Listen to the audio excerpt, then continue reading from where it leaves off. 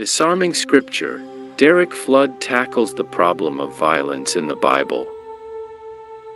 Moving beyond typical conservative and liberal approaches, which often end up either defending or whitewashing over violence in the Bible, Disarming Scripture takes a surprising yet compelling approach, learning to read the Bible like Jesus did.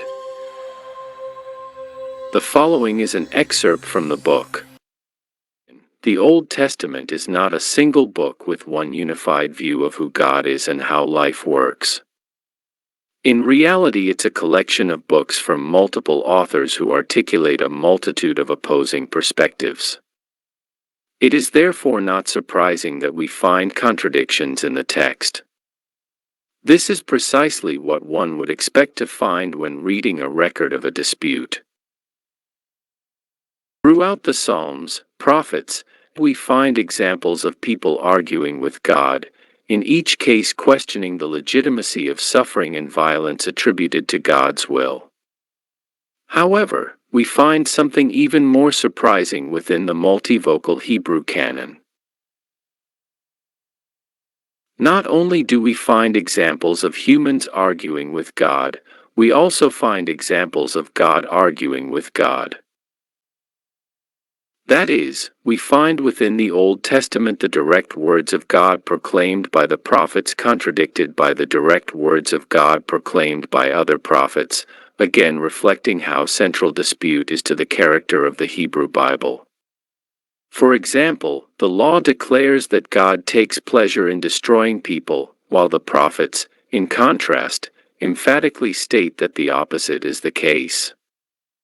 In Deuteronomy we read, "Just as it pleased the Lord to make you prosper and increase in number, so it will please him to ruin and destroy you." Yet Ezekiel declares, "As surely as I live, declares the sovereign Lord, I take no pleasure in the death of the wicked." In one account God takes pleasure in destruction, and in another this is emphatically denied. "As surely as I live, declares the sovereign Lord." Similarly, we read in the law the declaration that God punishes sons for their fathers' sins. "I, the Lord your God, am a jealous God, punishing the children for the sin of the fathers." Exodus 20:5. This is stated as a direct quote from God. We later read how such inherited punishment is said to have been carried out as a consequence for King David's sins. Samuel prophesies to David, "Because by doing this you have shown utter contempt for the Lord, the son born to you will die." The text goes on to describe a father's anguish. David pleaded with God for the child. He fasted and spent the nights lying in sackcloth on the ground, but David's prayers were not heard. Instead, we are told that the Lord struck the child with sickness, and he soon died. So in this account King David sins, and God kills his little boy. "I, the Lord your God, am a jealous God, punishing the children for the sin of the fathers. Thus saith the Lord." In contrast to this, the prophet Ezekiel directly contradicts this principle, declaring, "As surely as I live, declares the sovereign Lord, you will no longer quote this proverb in Israel."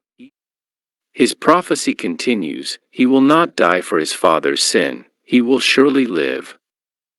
The son will not share the guilt of the father, nor will the father share the guilt of the son. As surely as I live, declares the sovereign Lord." Here we have a statement placed directly in the mouth of God, confronting and contradicting the previous declaration of the Lord in the law. Each of these above contradictory statements claim to speak for God in no uncertain terms. In one, God is said to kill children for the sins of their parents. In the other, God is said to emphatically deny this. Is this an example of God's character changing? I doubt that anyone would want to argue that. A much more obvious and likely conclusion is that we have here a record of dispute and disagreement between the law and the prophets, each claiming to truly speak for God, each declaring, "Thus saith the Lord." These are not examples of unintended contradictions. Rather, they are intentional contradictions, a record of the dispute found throughout the Hebrew canon, cataloging developing and conflicting views of God. Logically, we cannot accept two mutually contradictory statements. We must make a choice. The multivocal nature of the Bible means that the biblical canon, by including these conflicting views, forces us to deliberate, to morally engage with these statements, rather than passively accept them unthinkingly. Now, it's important to acknowledge here that the Old Testament was not composed with the intent of being an open debate, as if both sides agreed to respectfully make room for the other to be heard. Instead, the majority voice on the side of unquestioning obedience sought to enforce its view alone through violent threat. There is no intention here of allowing for other voices of dissent to be heard. Obey or else, no questions asked. This is the ethos of the majority narrative of unquestioning obedience. Yet in the canon of the Hebrew Bible we nevertheless find these minority voices of protest, examples of faithful questioning included alongside the majority view. The fact that the minority voice managed to find a place in the canon alongside the majority voice says something remarkable about the Jewish faith that we as Christians really need to learn from. For it is by listening to these minority voices, speaking from the margins, giving a voice to the victims of religious scapegoating violence, that we can become aware of how our own interpretations and theology, intended for good, can become hurtful.